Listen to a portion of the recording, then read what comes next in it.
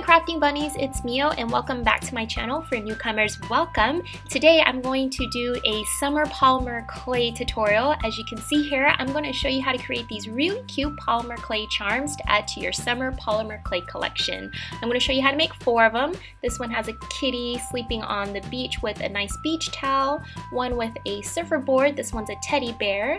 The next one I'm going to show you is a cute little bunny rabbit that has a little floaty, I guess, and that floaty has a really cute duck. And then the last one is just a little floating device. And if you like videos like these, please subscribe and give me a thumbs up if you haven't already, and stay tuned for more. I hope you guys enjoyed this tutorial, and let's go ahead and get started, shall we?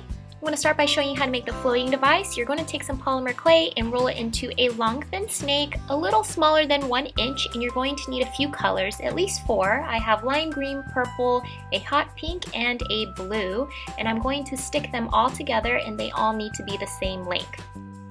Then with a different piece of colored clay, I'm going to roll this into a thinner snake, but it needs to be longer. And you're going to place this on one end, wrap it around, and you're going to stick it on the other side. You want to make sure there is a small gap at the very end and make sure it's nice and round. You don't want it to stick exactly onto the bottom. Just make sure there's about like a 3-4 millimeter gap, and then you can just cut off the extra and the bottom part of your floating device is done. With the same color clay, you're going to roll out a long thin snake, but you want the center part to be a little bit thicker than the ends. You're going to curve it into a slight C shape and gently place it on the very top of your little floating device. And you kind of want to make sure it covers all of the ends, so make sure it's large enough and thick enough to cover it so. And then place a small little rectangle in the center, and your floating device is all done. All you have to do now is give it a face if you want it to, and place a pin in if you wanted to make it into a charm. For this charm, I just gave it a standard face with 2 little eyes and a simple smile. You can go with or without it.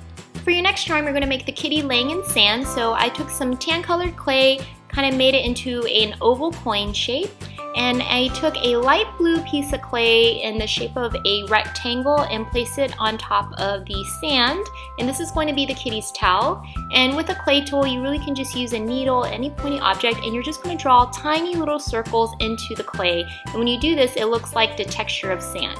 For the cat, you're going to take a circle, put 2 triangles to form the kitty ears, and then you're going to make the body. And to make the body, I just took a small piece of clay and I put a long cylinder into the bottom to form the 2 feet, and that's how I make the body really. If you don't have the clay tool I have, you can just use a pencil or a round object. I cut off the extra clay on the top and stick the head to the body, and if you just add 2 little arms, you pretty much have a cute little kitty cat. So I'm going to position this kitty cat on top of the towel because it's laying on the towel to sunbathe. All you have to do now is add on the details. So I gave my kitty cat a white belly by putting a white oval on the center. I put on 2 arms laying on the side, and I went ahead and poked a hole at the very top to turn this into a charm instead of sticking a metal eyelet at the top. Now you can just give your kitty cat whatever face you want. As you can see here, I started off with the kitty cat having its eyes closed with an open mouth, but I ended up changing it into the kitty cat having his eyes open. And I rolled out some darker pieces of clay to form some markings on the cat on the hands, feet, and head.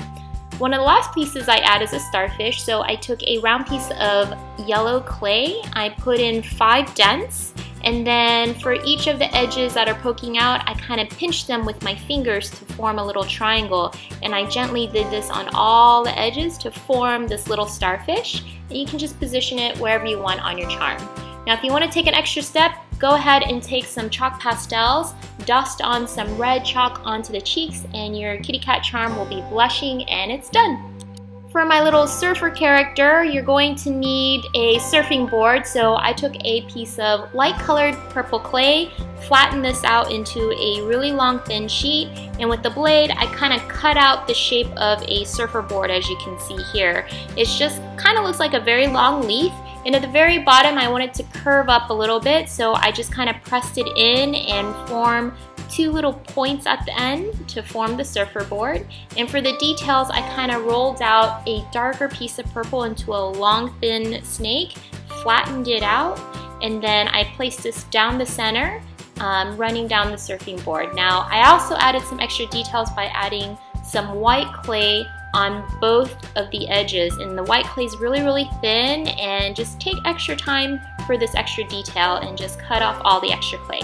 So now I'm just going to use the same technique to create the bear as I did with the kitty cat. I'm not going to film all the details, as you can see here, and just put the surfboard right next to your character. If you don't want a bear, you can do a cat, a rabbit, whatever it is you want, and just finish up your character the same way you would with the cat's face.